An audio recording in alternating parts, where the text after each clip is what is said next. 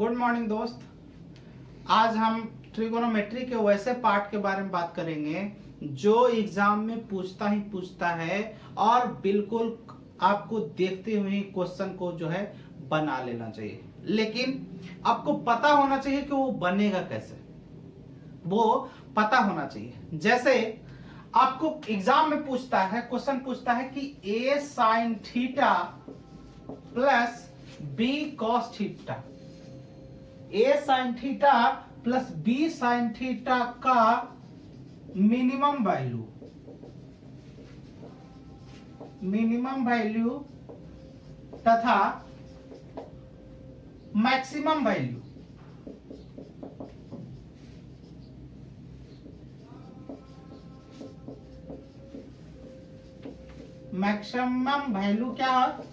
क्या होगा।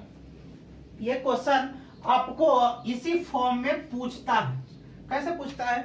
तो जब भी आपका इस फॉर्म में दे रखा कोई इनग्रेड, ये a का वैल्यू चेंज हो सकता है, b का वैल्यू चेंज हो सकता है, तो कहने का मेरा मतलब है कि यदि इस टाइप का a sin theta plus b sin cos theta का मिनिमम वैल्यू और मैक्सिमम वैल्यू निकालना होगा तो क्या करेंगे?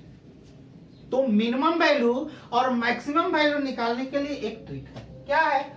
अगर जो a sin थीटा और b cos थीटा इस फॉर्म में रहे तो आपको मैक्सिमम वैल्यू निकालने के लिए मैक्सिमम वैल्यू जो निकलता है वो root under a square plus b square, ये मैक्सिमम वैल्यू हो जाएगा।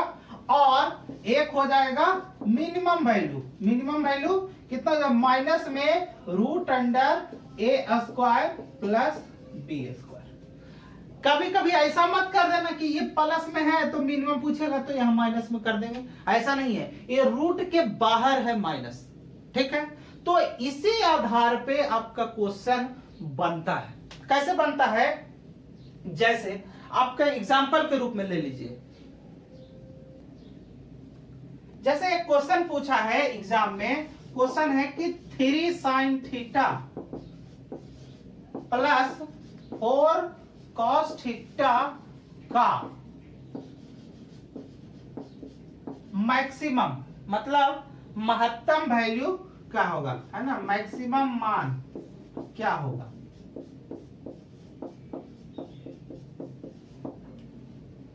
तो क्वेश्चन इसी टाइप का क्वेश्चन पूछा है, तो जब भी इस तरीके का क्वेश्चन रहे, अब ये देखिए a sin थीटा और b cos थीटा इस तरीके के रूप में है, तो अगर जो है मैक्सिमम वैल्यू हमको निकालने कहेगा,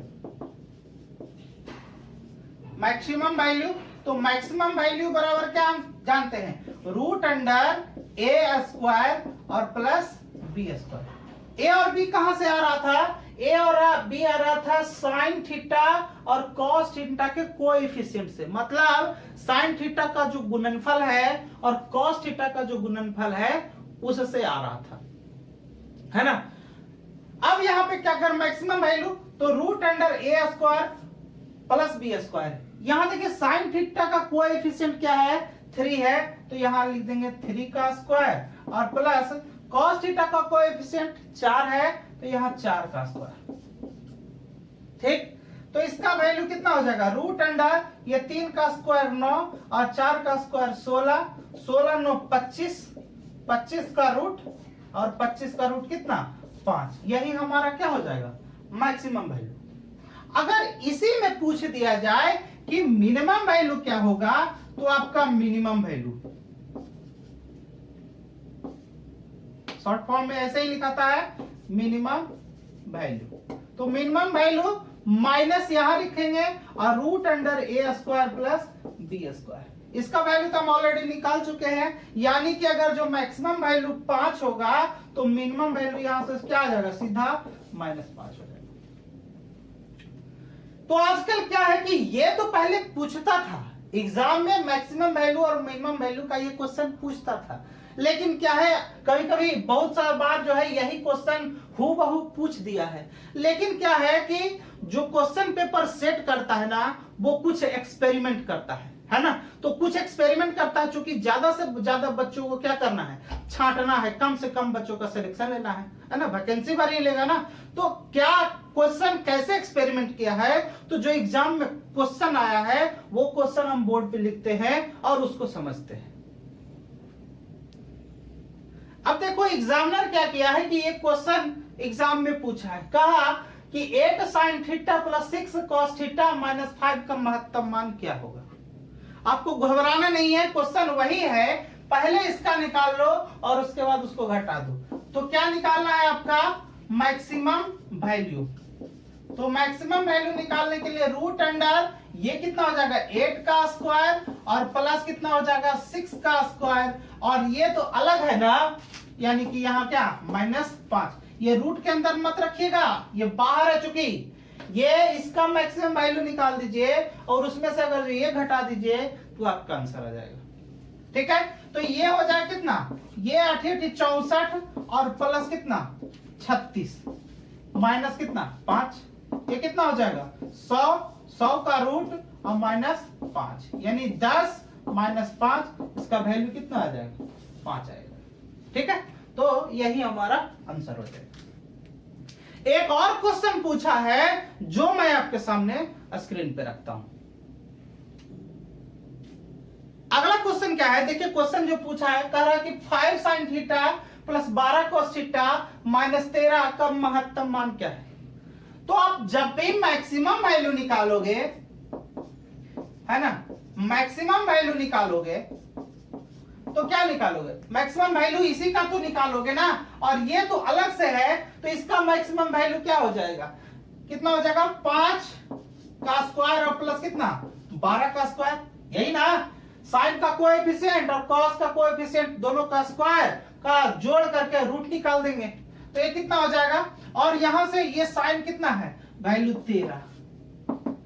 ठीक, तो यहाँ 5 का स्क्वायर कितना 25 प्लस 12 का स्क्वायर कितना 144 और माइनस 13 कितना हो जाएगा 169 का रूट -13, यानी कि 13 - 13 बराबर 0। ये 0 मैक्सिमम वैल्यू हो जाएगा। अब देखिए क्या होता है, मैं एक जगह कहीं पढ़ा रहा था, तो यहाँ पे लोग पूछे कि अच्छा मैक्सिमम वैल्यू 0 कैसे होगा, हो सकता है, क्यों नहीं होगा, मैक्सिमम वैल्यू 0 कह रहे हैं, इसका मतलब अगर जो मिनिमाइज की बात की है तो -1 -2 -3 इस तरीके से भी तो आ सकता है। एक चीज और चेक करके आप देखिएगा, जब भी ये चीज दे रखा होगा, ये साइन का कोएफिशिएंट जो दे रखा होगा और कॉस का जो कोएफिशिएंट दे रखा होगा, एक ट्रिपलेट के रूप में दे रखा है। कैसे ट्रिपलेट, जैसे 3 का स्क्वायर प्लस 4 का स्क्वायर बराबर कितना 5 का स्क्वायर, ट्रिपलेट होता है ना। ये 6 का स्क्वायर प्लस 8 का स्क्वायर बराबर 10 का स्क्वायर, ट्रिपलेट होता है। ये होता है कितना 5 का स्क्वायर प्लस 12 का स्क्वायर बराबर कितना 13 का स्क्वायर, ये भी ट्रिपलेट होता है। तो आप कोशिश कीजिएगा कि साइन का कोएफिशिएंट और कॉस का कोएफिशिएंट देख लीजिएगा, ट्रिपलेट के रूप में आ जाएगा।